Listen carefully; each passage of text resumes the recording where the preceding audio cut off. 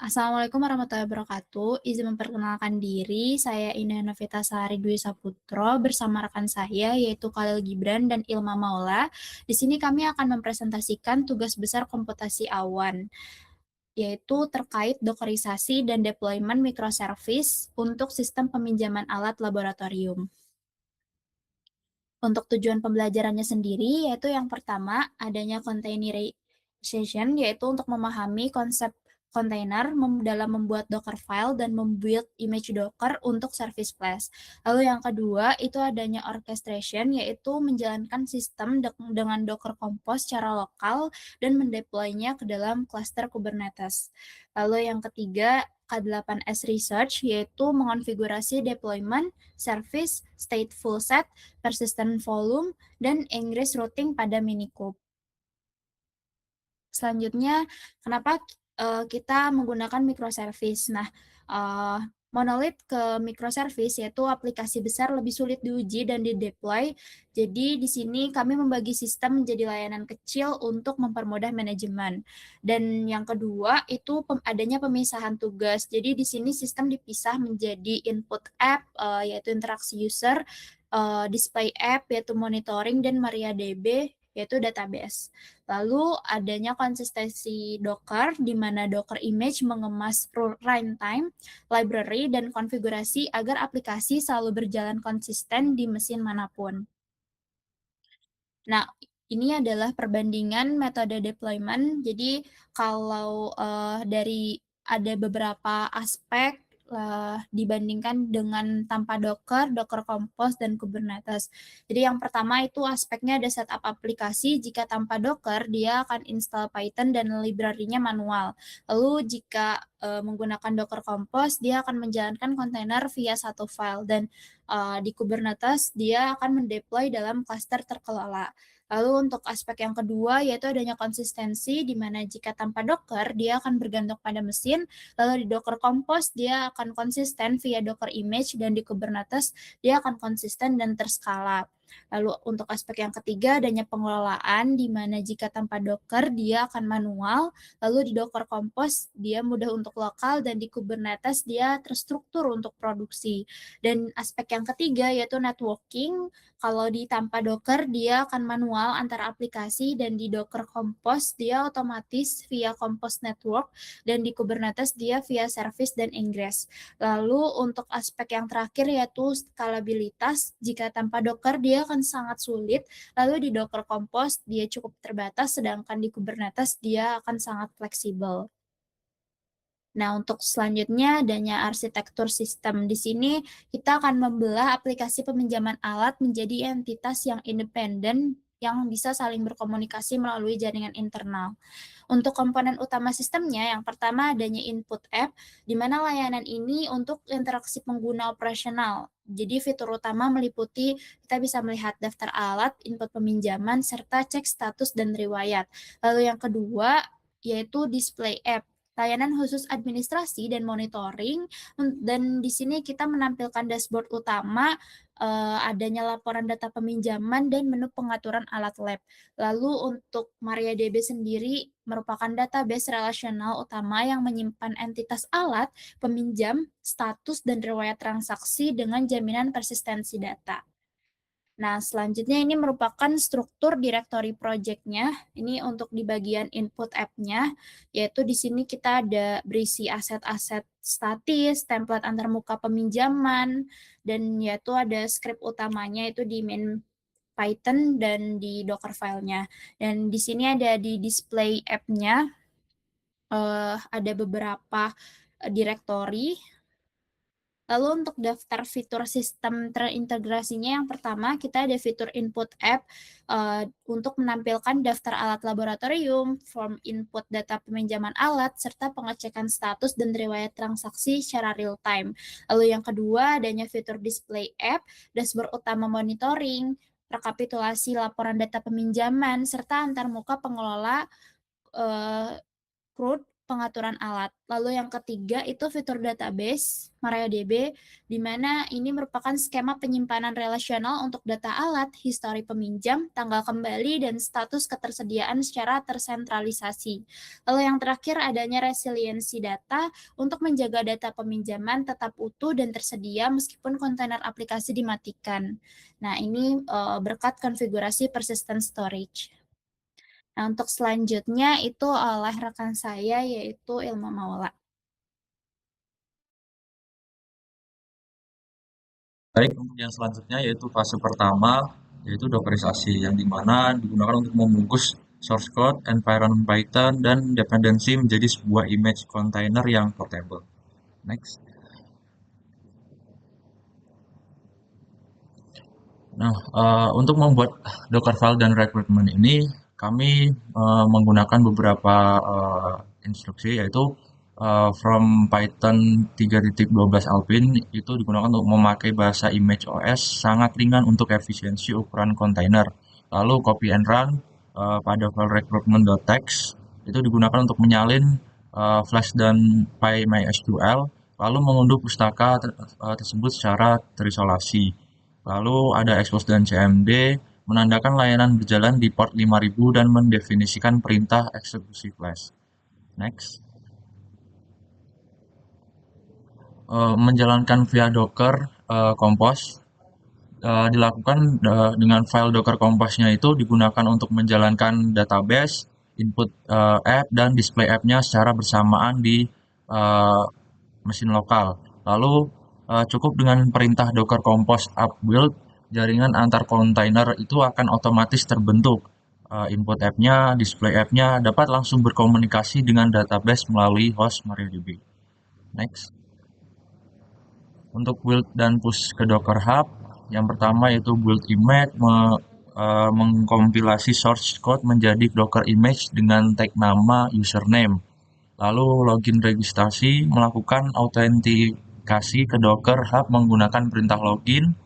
Lalu push image, menggunakan image ke repository cloud agar bisa di-pull oleh Kubernetes. Next. Untuk yang fase kedua yaitu Kubernetes, itu orkestrasi kontainer tingkat lanjut dengan Minikube, yaitu skalabilitas, manajemen service, dan persistent storage. Next. Objek utama dari Kubernetes ini adalah yang pertama deployment dan pods untuk menjamin ketersediaan replicase, container input app, dan display app. Kubernetes otomatis merestart pod jika terjadi kegagalan sistem.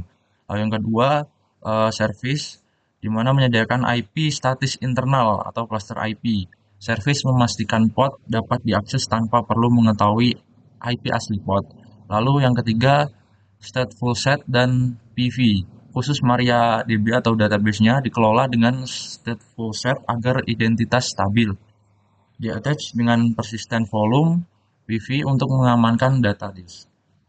Next. Lalu untuk storage database PV dan PVC-nya, yang pertama sifat volatile container tanpa PV. Jika pod MariaDB terhapus, seluruh data peminjaman alat laboratorium akan lenyap seketika. Lalu yang kedua, persistent volume PV. Kubernetes memetakan folder di sistem host, yaitu di folder yang udah kita buat, berkapasitas 1GI sebagai media simpan.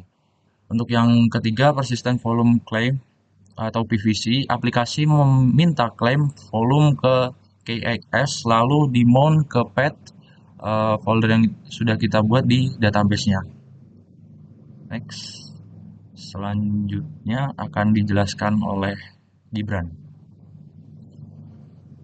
Oke, selanjutnya ada deployment YAML dan service YAML. Deployment YAML, manifest deployment akan mendefinisikan replika satu dan memiliki image dan prototype. Terdapat env dalam deployment YAML itu, yaitu format variables yang menyuplai kredensial database MariaDB, host, user, class, DB name, agar aplikasi Flash bisa ke database jaringan cluster. Itu service YAML, service bertipe cluster ID dan dibuat untuk input app portnya 5000 dan display app dengan port 5000. Service akan mengarahkan routing traffic antara cluster target port yang benar pada port yang memiliki label selector. Next.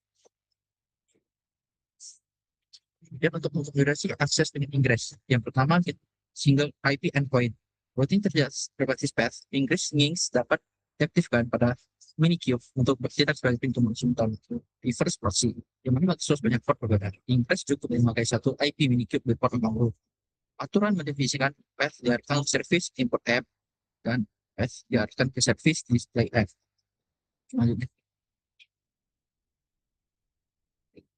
untuk verifikasi dan troubleshooting ya, memastikan command line monitoring penyelesaian masalah umum, yaitu image pull errors, crash loops di ekosistem container. Troubleshooting untuk di Kubernetes bagian pertama. Satu, image pullback off. Port gagal menarik image. Penyebabnya adalah belum mungkin data push atau naik di image variable salah. Atau bisa juga repository bersifat private. Kita bisa ngecek dengan syntax keyword kita describe port dengan nama port yang kita punya. Selanjutnya status threshold back off. Aplikasi berhasil pull namun gagal jalankan. Crash terus menerus. Biasanya karena error code slash variable env database salah atau file XML hilang. Kita bisa menganalisis dengan qbacktl logs dengan nama port yang kita punya. Selanjutnya Docker command not found atau permission denied. Docker belum terinstall atau user Linux belum terdaftar di Docker. Kita hanya perlu untuk registrasi itu dengan sudo user mode /agent add user. Next. Troubleshooting Kubernetes bagian 2. Aplikasi akan terhubung ke MariaDB. Pastikan service sudah berjalan dan nama host cocok dengan variabel. Ingress tidak bisa diakses. Aktifkan dan ingress aktif. Cek controller ingress berstatus dynamic dan pastikan akses via IP. Port conflict saat compose. Binding port 3 host 3306/5000 sudah terpakai. Analisis hasil detailnya. Sistem ini tidak hanya berhasil dilakukan sebagai aplikasi berbasis kontainer, tapi juga telah sukses mengatasi pilar dasar cloud native application. Next. Rekomendasi pengembangan. Untuk keamanan dan fitur, tambahkan sistem autentifikasi admin atau user, manajemen stok alat aktual, batas waktu pembagian, dan notifikasi dana keterlambatan. Observability, implementasi pemantauan metrik, server, makanya Prometheus dan Grafana, serta login terpusat menggunakan Elastic atau login. Untuk otomatisasi Kubernetes, integrasikan CI/CD pipeline, skalakan cluster ke multi-node view, dan aktifkan horizontal port, autoscaler, untuk traffic tinggi. Next. Sekian dari kelompok kami, selanjutnya akan dilakukan untuk demo. Oke, selanjutnya akan ada tampilan dari hasil tugas besar kami.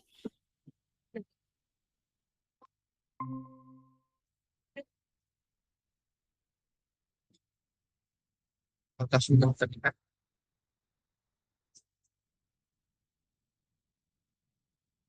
Oke, ini untuk lab peminjaman di bagian user. Di sini kita bisa memilih alat yang tersedia dari lab yang ingin kita pinjam, seperti komputer. Nah, kita bisa memasukkan kita dan memasukkan nomor input penghasil. Setelah itu kita bisa memilih fakultas dari mana, setelah tanggal peminjaman, dan tanggal pengembalian untuk alat kita pinjam. Sini sudah tertera kita berhasil pinjam komputer dan kemudian admin ACC-nya. Dari pihak admin kita bisa melihat untuk mengatur peminjaman ini dan menerima jika ada pinjaman yang diajukan. Setelah itu, di sini kita bisa mengecek status peminjaman kita. Di sini sedang dipinjam, dan pinjaman ini akan ada jika kita sudah mengembalikan alatnya ini yang disetujui oleh admin. Kemudian di sini sudah muncul alat apa yang sudah kita pinjam, dan di sini adalah list daftar alat lab yang bisa kita pinjam. Nah, itu sekarang di fitur ada di fitur kita bisa menambahkan alat-alat yang kita inginkan seperti pulpen sebanyak 20, maka akan tersedia pulpen sebanyak 20 sesuai dengan yang kita masukkan. Kiranya itu di sini juga ada laporan pinjaman alat, total alat yang sudah dipinjam dan yang sedang dipinjam, yang terlibat dan menunggu ACCAP dan total ACCAP. Mungkin hanya itu saja untuk demo kali ini. Oke, sekian dari hasil proyek tugas besar komputasi awan kelompok kami. Mohon maaf apabila ada kekurangan. Terima kasih. Wassalamualaikum warahmatullahi wabarakatuh.